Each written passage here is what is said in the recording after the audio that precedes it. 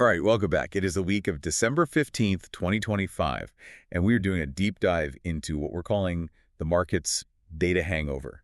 It's a good way to put it. The Fed cut rates, which should be a party, but now the real economy is starting to talk back.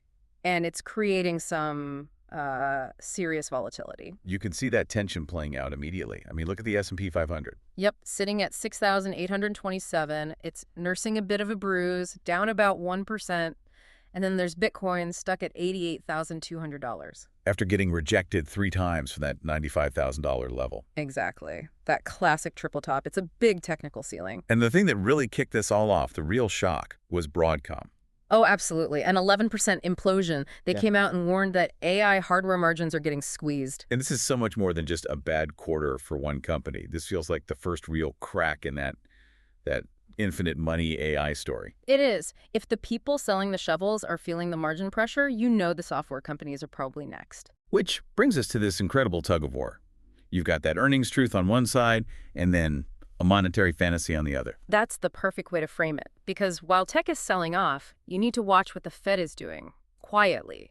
A $12.5 billion daily Treasury buyback program. You've called that stealth QE. So help us understand, why isn't this just routine, operational liquidity? Because of the scale and the target. When you buy back $12.5 billion in long-term bonds every single day, you are actively suppressing yields. This isn't just oiling the gears. So they're preparing for something. They're preparing for the 2026 debt wall. They're making sure the bond market doesn't seize up. It's a huge balance sheet action disguised as a technical operation. And that anxiety is everywhere.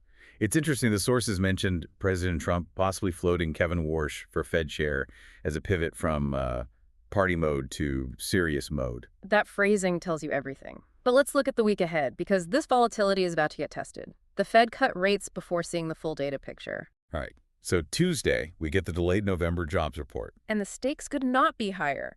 If unemployment ticks up to, say, 4.3%, the recession bears come roaring out. But if it's too strong, then the Fed policy error narrative just goes completely viral. Okay, then Wednesday, midweek, Micron Technology reports. After Broadcom, Micron basically has to save the entire AI trade. They're the leader in high bandwidth memory, HBM. The really essential stuff for AI chips. The highest margin component. If their guidance on HBM is weak, the whole AI complex could go into a deep freeze. And then the grand finale, Thursday's final boss. The CPI. The Consumer Price Index. Look, if inflation ticks up after they just cut rates, it's a policy nightmare. And that's what could send the 10-year Treasury yield flying past that key level. The 4.3% watch level, that's the magic number. It's often the point where algo bots are programmed to just start selling tech, no questions asked. So with all this risk, especially around yields, traditional long exposure feels dicey. It is, which is why we are looking for a smarter way to play this, which led us to this option strategy, the 0R87 loophole. Okay, break this down. It's a synthetic crypto play using the iShares Ethereum Trust, ETHA. Right. ETHA is trading around $24 a share. The strategy is a synthetic long.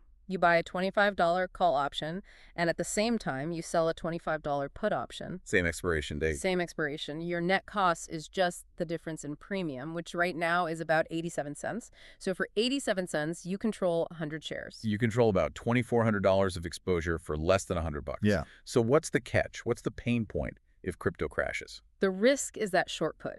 If ETHA closes below $25 at expiration, you are obligated to buy the shares at that price. But for anyone who's bullish on crypto into 2026, it's an incredibly capital-efficient way to get exposure. So let's synthesize this. The bull signals are pretty clear. You've got the stealth QE pumping in liquidity, and there's hope for a cool CPI report, maybe below 2.9%. But the bear signals feel heavier.